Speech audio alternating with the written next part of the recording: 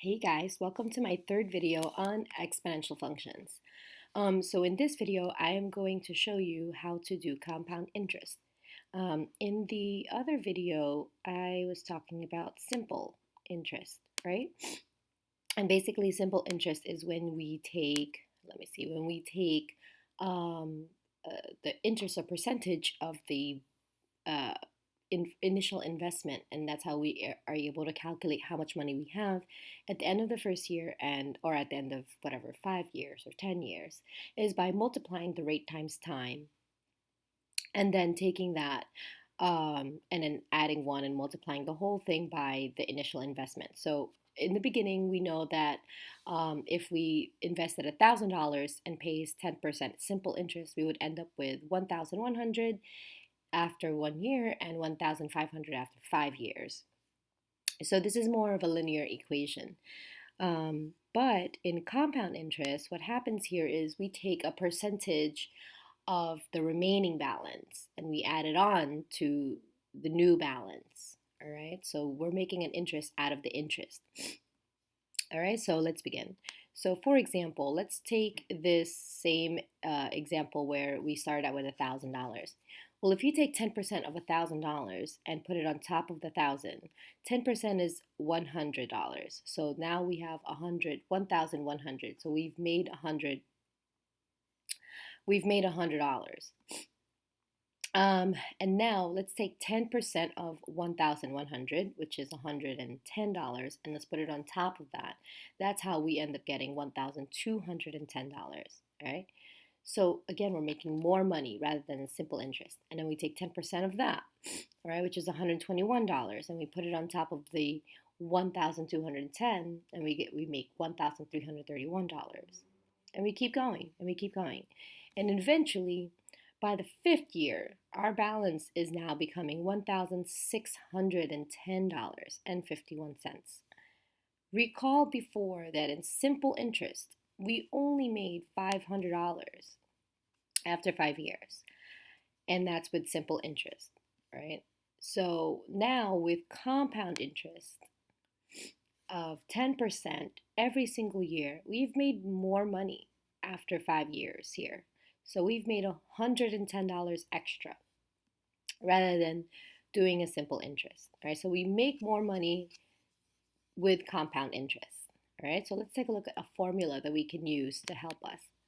So what's happening here is that the 1 plus r here, right? So if you needed to figure out the second year, what happens is the 1 plus r, so the rate gets multiplied again if by the second year, because you're trying to compound, you're trying to multiply the rate or the percentage again, right, on top of what you already had. So this would be the second year, right? And this would be the third year, and this would be the fourth year, and this would be the fifth year, right? So blah, blah, blah, blah, just keeps going.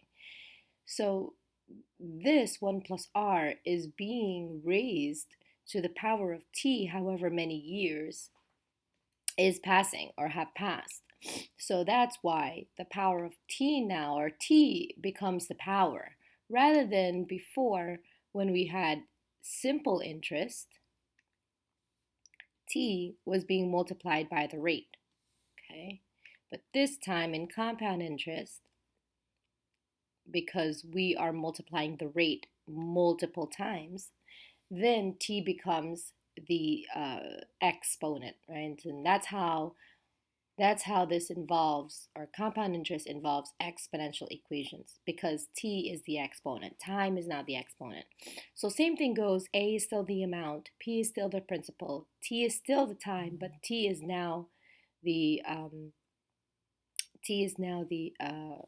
exponent, and r is the interest rate per time period. So let's use it. So let's say we want to calculate the total balance after investing $750 at 5% interest compounded yearly for 8 years. So the keyword compounded yearly means that we have to use the formula A equals P times 1 plus R raised to the power of t, right? We have to use an exponential equation rather than the linear equation that we were using before.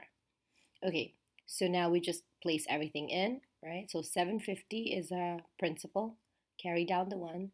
The rate is 0.05, so remember you always have to put the rate in decimals. And then the time here is years. So you put all of this in the calculator, and then this is what you would get, right? Very simple, very, very simple, using compound interest formula. All right, so let's read this. It says your bank balance is 5,500, compounded annually, and earns 4% annual interest. How much money will your account be after 12 years? Okay, so um, let's pause this video and let's see if you can use the formula correctly.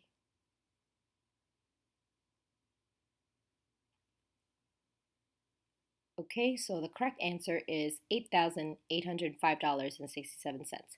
So again, if you have a calculator, you want to use the formula of compound interest, 1 plus r raised to the power of t, right? So that's 5,000.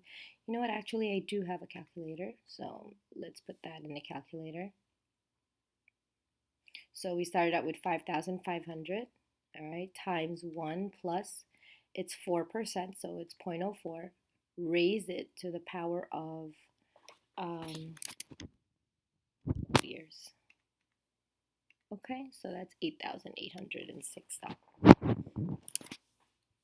All right, let's go to the next question. It says, which equation describes your bank balance if $5,250 earns 4% interest, compounded annually for 9 years? All right, again, let's pause this video to see if you can figure out this answer on your own. Okay, so the answer is B. All right, because the 1.04 comes from adding 1 and 4%. All right, thank you for watching.